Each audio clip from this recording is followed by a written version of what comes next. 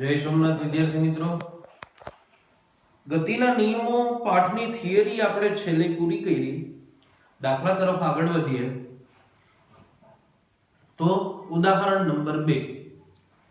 0.04 kg દળ ધરાવતી અને 90 મીટર પ્રતિ સેકન્ડની ઝડપથી ગતિ કરતી એક બુલેટ એટલે કે બંદૂકની ગોળી એક ભારે લાકડાના બ્લોકમાં પ્રવેશે છે અને 60 સેન્ટીમીટરનું અંતર કાપીને અટકી જાય છે, તો બ્લોક વડે બુલેટ પર સરેરાશ અવરોધક બળ કેટલું લાગશે? બરાબર છે.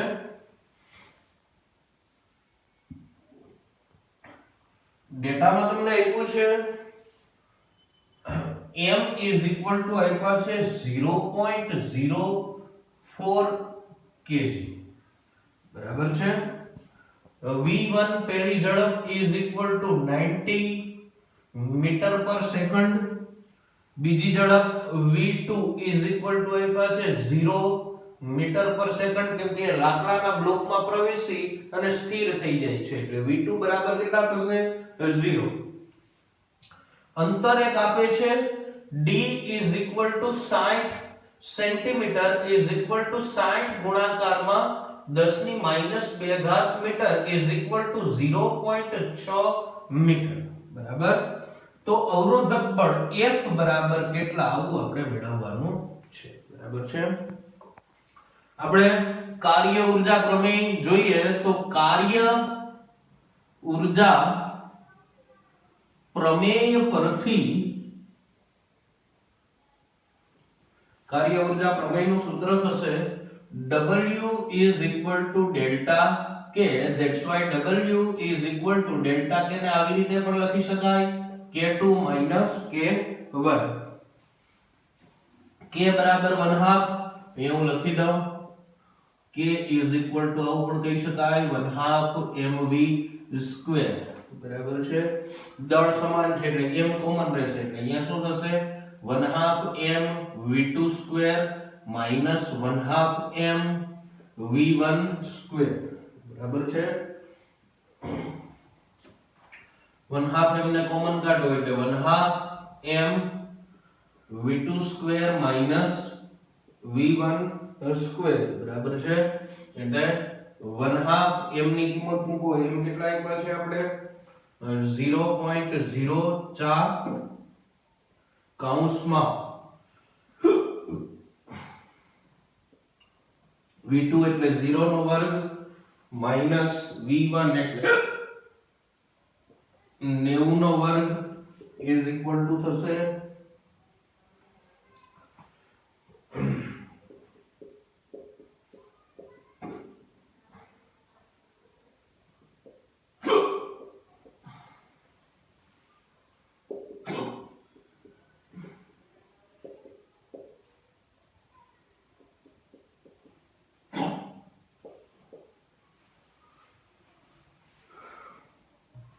સાદુરૂપ આપતા તમને W નો જવાબ મળશે W = -162. જોજો માઈનસ આવવાનું કારણ બંદૂકની ગોળી આ દિશામાં આગળ વધશે. અહીંયા લાકડાનો બ્લોક પડ્યો, લાકડાના બ્લોક સાથે જેવી બંદૂકની ગોળી ભટકાશે એટલે એને અવરોધક બળ વિરુદ્ધ દિશામાં લાગશે. અવરોધક બળ વિરુદ્ધ દિશામાં લાગતું હોવાને કારણે અહીંયા W આવશે -162. બરાબર છે. હજી W બરાબર તમે આવું પણ લખી શકો F * d. તો F * d બરાબર 162 આપણે ફોર્સ મેળવવાનું છે એટલે F બરાબર -162 ના છેદમાં d. That's why F = -162 ના છેદમાં d કેટલા છે? 0.6.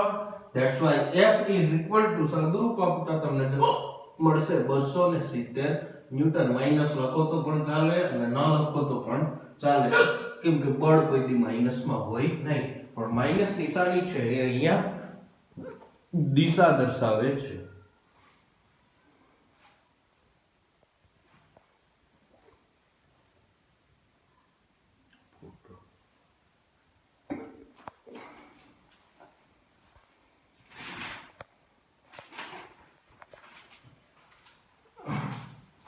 નેક્સ્ટ છે આપણે ઉદાહરણ 4.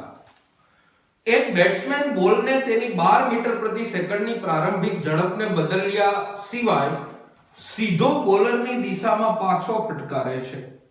જો બોલનું દળ 0.15 kg હોય તો બોલ પર લાગતો આઘાત શોધો. ટૂંકમાં સીધો ફટકારે છે it means straight drive, short રમે છે. બરાબર, ક્રિકેટ જોતા હોય એને ખબર હશે. તો આપણે બળનો આઘાત એટલે F ડેલ્ટા T મેળવવાનું છે. બરાબર,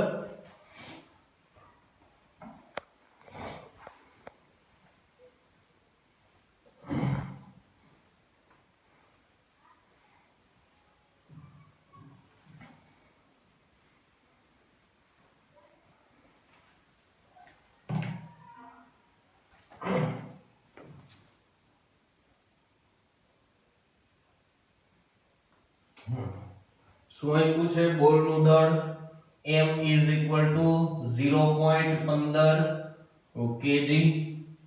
બીજું આપ્યું છે પ્રારંભિક ઝડપ v0 is equal to, આ વસ્તુ ખાસ ધ્યાનમાં રહે, -12 મીટર પર સેકન્ડ અને v is equal to 12 metre પર સેકન્ડ. તો f ડેલ્ટા t બરાબર કેટલા આવે? આ -12 અને 12 કેવી રીતે આવે હું તમને કહું. બોલર જ્યારે બેટ્સમેન તરફ દડો ફેંકે છે ત્યારે એ દડો -x દિશા તરફ ફેંકે. કઈ દિશા તરફ ફેંકે છે? -x દિશા તરફ. એટલે -x તરફ ફેંકે એટલા માટે કેવું રહેશે? દાખલા તરીકે જો આ પીચ છે, આ શું છે? પીચ. બરાબર, આ સ્ટમ્પ છે બંને સાઈડના. જોજો અહીંયા ઉગમ બિંદુ છે એટલે અહીંયા 0 હોય x અક્ષ ઉપર. આ સાઈડના બધા અંતરો થાય માઈનસ, આ સાઈડના બધા અંતરો શું થશે? પ્લસ. બરાબર છે, એટલે બોલર છે અહીંથી દડો ફટકા કરશે એટલે અહીંયા કઈ દિશા તરફ આગળ વધશે? બોલ -x દિશા તરફ. હવે બેટ્સમેન જ્યારે શોટ મારશે ત્યારે એ સ્ટ્રેટ ડ્રાઈવ રમે છે એટલે એ કઈ દિશા તરફ જશે? +x તરફ. જો આમાં કીધું છે કે પ્રારંભિક ઝડપને બદલ્યા વગર, એટલે પ્રારંભિક ઝડપ તો સેમ છે v is equal to 12. બરાબર, પણ બોલર જ્યારે ફેંકે ત્યારે -12, બેટ્સમેન જ્યારે ફટકો મારે ત્યારે શું થઈ જશે? +12. બરાબર છે, તો ઠીક છે. ચલો તો આપણે શું મેળવવાનું છે? F ડેલ્ટા T બરાબર મેળવવાના. એટલે બળનો આઘાત આપણે જોયું ને, બળનો આઘાત કેના બરાબર હોય? F ડેલ્ટા T બળનો આઘાત હોય વેગમાનના ફેરફાર જેટલો, ડેલ્ટા P. બરાબર છે. P બરાબર શું કહી શકાય? m v એટલે F ડેલ્ટા T બરાબર m ડેલ્ટા v. જો v માં ફેરફાર થશે, m તો બોલનું દળ નહીં બદલાય. બરાબર, એટલે હવે અહીંયા શું થશે? m ડેલ્ટા v એટલે v2 v1. જોજો હવે આમાં v2 શું છે અને v1 શું છે એ ખાસ ધ્યાનમાં રાખજો. v2 એટલે કેટલા છે? 12. એટલે જોજો m કૌંસમાં 12, બરાબર, મોટો કૌંસ હું કરી દઉં, m કૌંસમાં 12 માઈનસ v1 એટલે કેટલા છે? -12. જોજો આ -12 નહીં હોય તો જવાબ નહીં આવ્યો. તો m ની કિંમત એ આપણે મૂકી દઈએ. કેટલી છે? 0.15 કૌંસમાં શું થશે? 12 + 12 માઈનસ પ્લસ એટલે 12 + 12 24 ગુણાકારમાં 0.15 એટલે F ડેલ્ટા T બરાબર તમને જવાબ મળશે 36 ન્યૂટન ઇન્ટુ સેકન્ડ. બળના આઘાતનો એકમ F નો એકમ એટલે ન્યૂટન, ડેલ્ટા T નો એકમ એટલે સેકન્ડ. એટલે શું મળશે જવાબ? 36 ન્યૂટન ઇન્ટુ સેકન્ડ.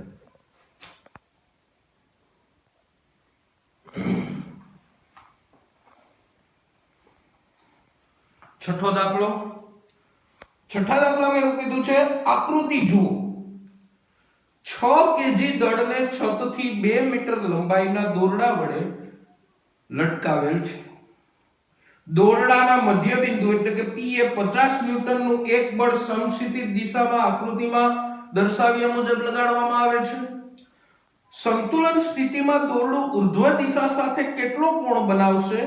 G બરાબર 10 લેવાના છે અને દોરડાનું દળ છે એ આપણે અવગણવાનું છે. બરાબર, ઠીક છે. જો આકૃતિ જુઓ એવું કીધું છે. આની અંદર FBD દોરવાના હોય આપણે. FBD નું ગુજરાત ફૂલ ફોર્મ થશે ફૂલ બોડી ડાયાગ્રામ અથવા પ્રી બોડી ડાયાગ્રામ.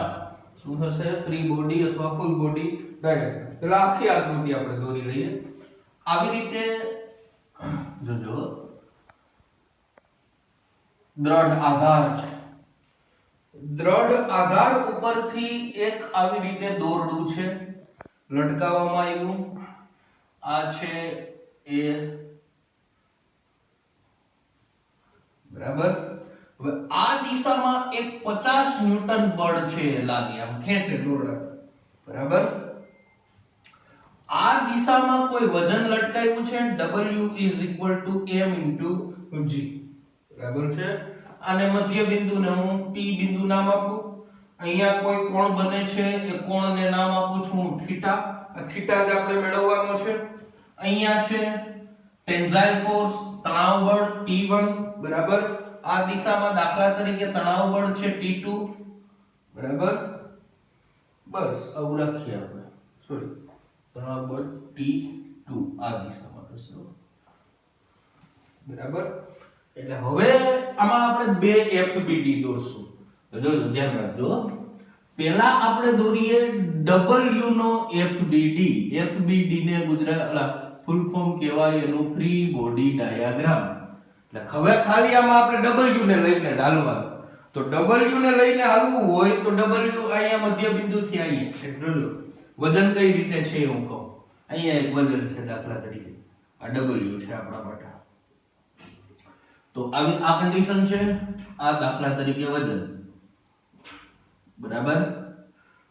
વજન બળ આ દિશામાં છે W m g. તણાવ બળ છે એ આ દિશામાં છે T બરાબર.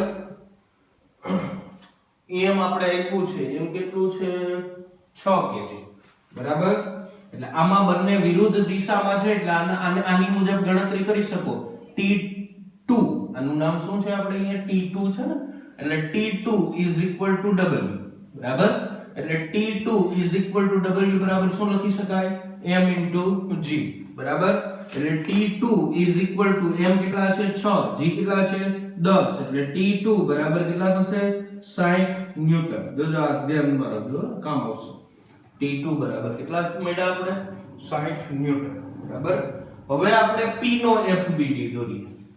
જો શું દોરીએ આપણે P નો FBD. મધ્ય બિંદુ છે ને મધ્ય બિંદુએથી એક બળ આ દિશામાં લાગે ત્યાંનો FBD આપણે દોરીએ બરાબર. આ દિશામાં આમ આપણે હું પહેલા દોરી દઉં બરાબર. આ દિશામાં દાખલા તરીકે 50 ન્યૂટન જેટલું બળ છે બરાબર. અહીંયા આ છે ઈ T1 છે ઈ આમ ખૂણો બને બરાબર છે ને. અહીંયા ટેન્સાઇલ ફોર્સ T1 બરાબર. અહીંયા ખૂણો છે થીટા બરાબર. એટલે આ સમક્ષિતિજ ઘટક થશે T1 cos થીટા અને આ ઘટક થશે લંબ ઘટક T1 શું થશે sin થીટા બરાબર. હવે આપણે આમાં સરખાવશું. T1 cos થીટા અહીંયા પાછું આપણું W છે. W આપણે કેટલા મળ્યા 60 ન્યૂટન બરાબર. એટલે સામસામેની બાજુઓ સરખાવીએ તો શું થશે T1 cos થીટા 60 ન્યૂટન અને T1 sin થીટા શું થશે 50 ન્યૂટન બરાબર છે.